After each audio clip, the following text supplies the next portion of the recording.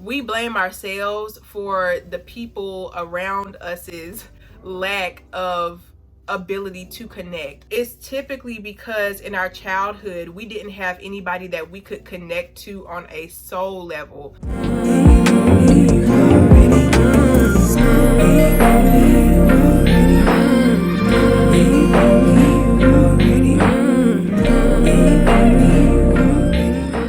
Hey everyone, welcome back to my channel. I am so thankful y'all are here.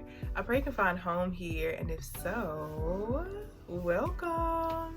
For this video, I don't have any notes. I'm going straight off the dome, straight off the top. I'm going strictly just off the heart and my personal experiences slash perception instead of like reading bullet points. So just be patient with me, y'all, please.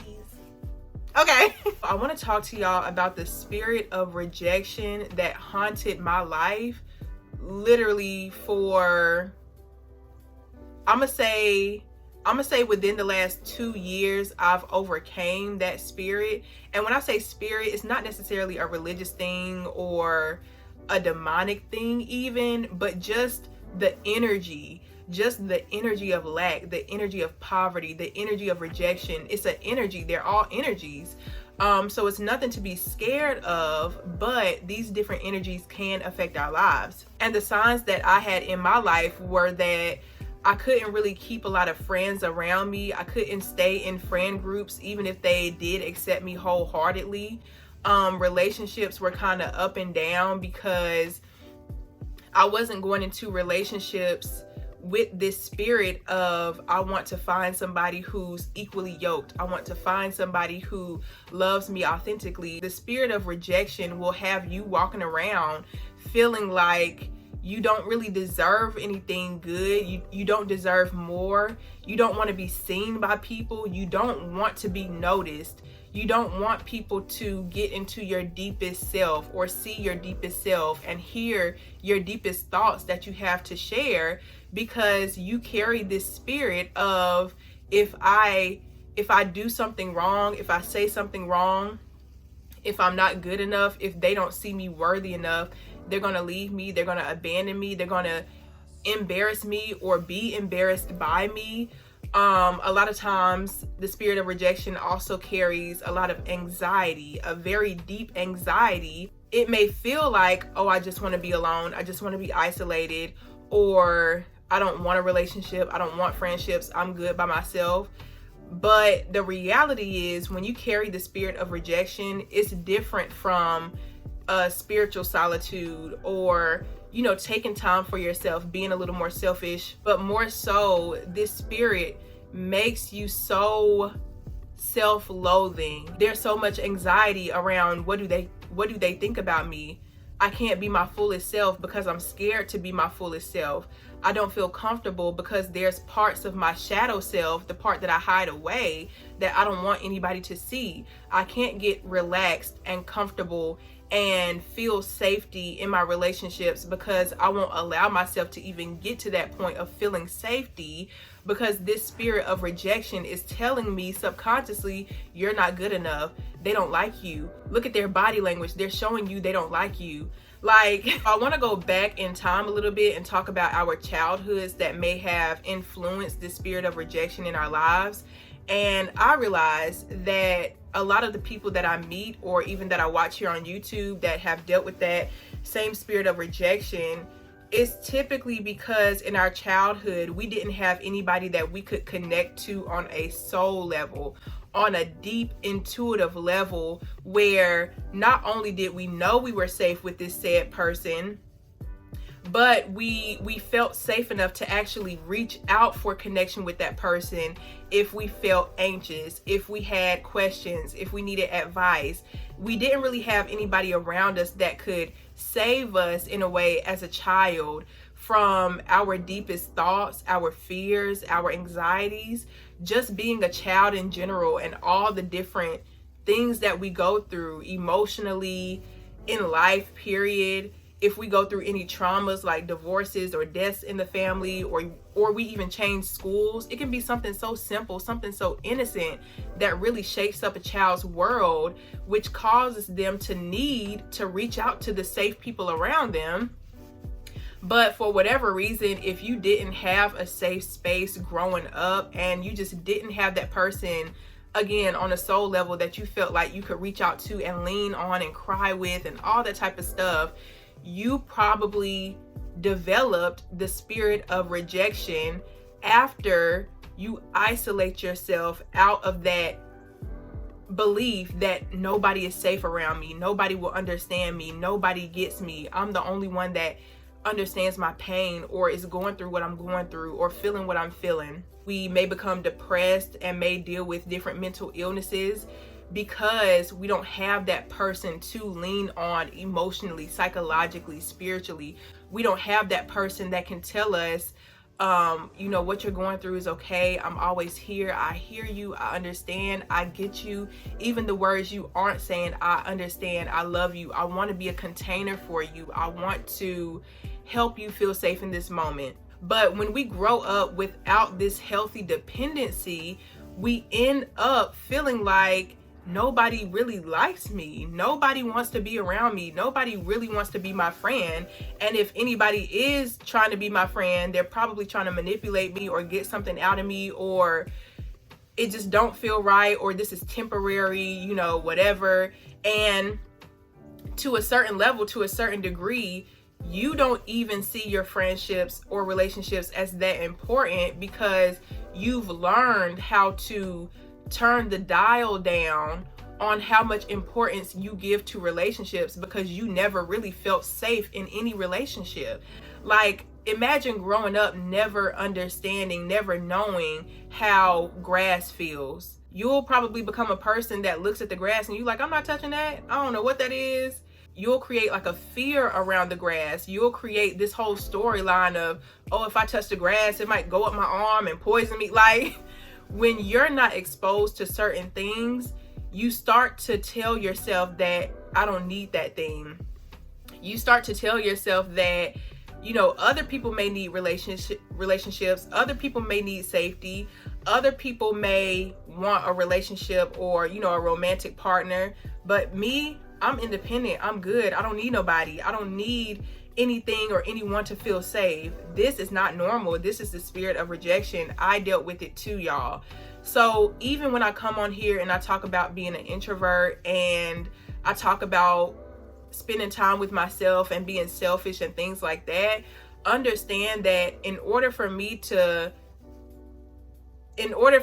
understand selfishness and isolation on a healthy level, I had to go through years of being selfish and being isolated in a very unhealthy way, in a way of hurting other people, hurting friends from my past, because I would just up and ghost, because in my mind, they didn't really value me anyway. They could care less if I was there or not. They just wanted me around. I don't know why they wanted me around. And so that spirit of rejection also plays on our self-worth. The spirit of rejection tells us that this person doesn't want to connect with me because I'm not worthy, because I'm not enough, because I'm not entertaining enough, because I'm not fun enough, because I'm not contributing all of whatever I have, or I'm not giving enough.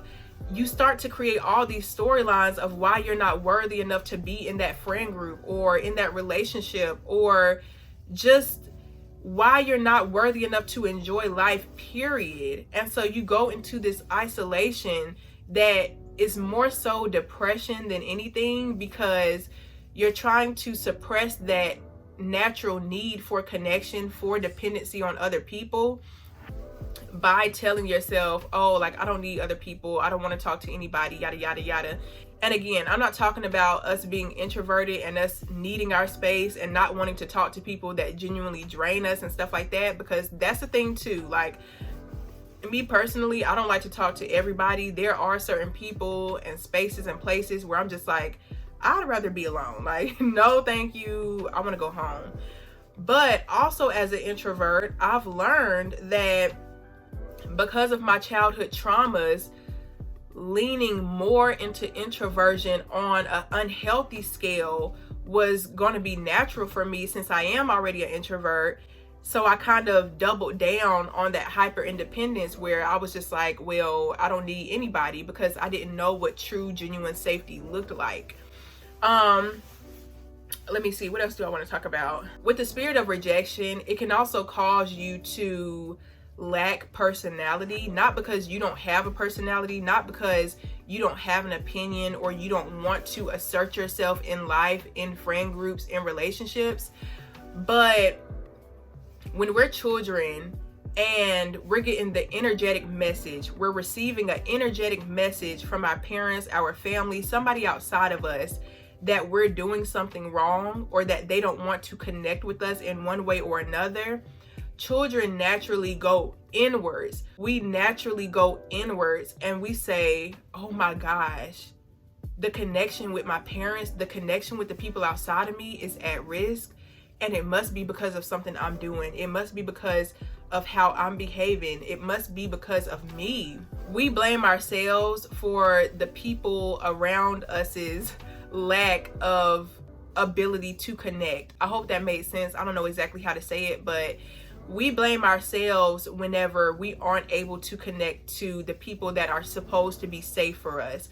We blame ourselves when we receive the energy of rejection from people outside of us that claim to be our family, that claim to be our teachers or role models, or whoever it is that we're looking up to as children. So when you naturally go inside and you blame yourself, if there isn't a responsible adult who can interrupt that pattern of you blaming yourself for your own trauma, you're going to grow up to be an adult who fears making new friends. You fear social outings. You fear being around people, because you now correlate people with this feeling of being unsafe, of them not understanding you. So why do it anyway? Why try anyway? You're going to connect people with this sense of, I can't protect myself. I don't know how to protect myself. I don't know how to speak up for myself. I don't know. You're going to feel this sense of comparing yourself to other people because they're the real adults. I'm an adult, but I don't know what I'm doing. They know how to socialize. They know how to banter. They know how to do this life thing. And I'm just here isolated and scared to really put myself out there. But to comfort me, to bring me a sense of peace, I'm just going to say, oh, I like my space. Oh, I don't need many people around me, which actually, no, I take that one back, because I don't need many people around me. But on the unhealthy side of it, you're going to say, I don't need anybody. I don't need anybody around me. I don't care for romantic connections. I don't care for friendships. Most people are fake anyway. Most people want to do you dirty anyway. And to a certain degree, yes, there are manipulative people out there. Yes, there are people who may seek out others for their own gain, but that's not the entire world. That's not every friendship. That's not every relationship. Like, as much as I could go on and on about narcissists and manipulation and evil people and, you know, people that'll do you dirty, I can also go just as hard for the people that will be there for me in the long run. There are people who will love you, who will cherish you, who will respect your boundaries, who want you to speak up and assert yourself because they want to know who you are so that they can connect to you and feel safe with you. And I think that's a big thing that I'm just now realizing as I'm doing this video, is that you cannot be a safe person to other people if you don't allow yourself to feel safe with other people too. Like, I think sometimes this spirit of rejection makes us project our own feelings of being unsafe onto other people. And so we find people who may be in a certain emotion or may act a certain way, and we say, see look, that's why I don't have friends. See look, that's why I don't do relationships. It's like we're looking for reasons to be unsafe. We may look for reasons to not connect to people because we're projecting on the world, on the external, this belief, this feeling of I can't trust anybody. Everybody will manipulate me. Nobody understands me. Nobody gets me. I want y'all to understand that we attract all types of people. We attract all types of situations, all types of energies. But it's about the energies that resonate with what we're believing deep within that we tend to focus on, that we tend to pay more attention to and allow our energy to flow to. So if we're carrying this feeling, this spirit of rejection, and that spirit is telling us nobody likes me, if you're in a room with a person that likes you and another person that doesn't, you're going to focus more on the person who doesn't like you. And you're going to say, see, this is why I don't mess with people. See, this is why I don't want to socialize. This is why. And then that person that likes you, they're not getting any of your energy. You're not even paying them any attention. Or if you do pay them attention, it's not going to mean as much to you because it doesn't follow the storyline that you hold in your heart. It doesn't follow the belief system that nobody likes me and I'm unworthy of a friendship. I'm unworthy of a good man, a good woman. I'm unworthy of a beautiful family relationship. Like, we tend to flow towards the external circumstances that align with our storyline. So we have to be very aware of what that storyline is that we're carrying. And so for those of us that have dealt with or are dealing with the spirit of rejection, the storyline that we carry is toxic. Like, I'm just gonna say what it is. The storyline that we carry in our hearts is toxic, not only to ourselves, but to other people. Like I told y'all, when I was operating in this spirit of rejection, I lost so many friendships that could have not benefited me, but I lost so many friendships that could have been genuine friendships that I could have had to this day. I lost relationships that could have ended a lot smoother if I actually felt worthy enough to be fully present in those relationships and speak my mind genuinely, speak my heart genuinely, be in my feelings, just give them the authentic me. And don't get me wrong, I have compassion for that part of myself, my past self. I don't blame myself. I don't have any regrets as to what happened in my past, because we don't know better until we know better. We don't do better until we can see that it's possible to do better. It's a reality and a realm where better is an option, where we can make different decisions. So I don't fault myself, but at the same time, I realize just how damaging the spirit of rejection can really be.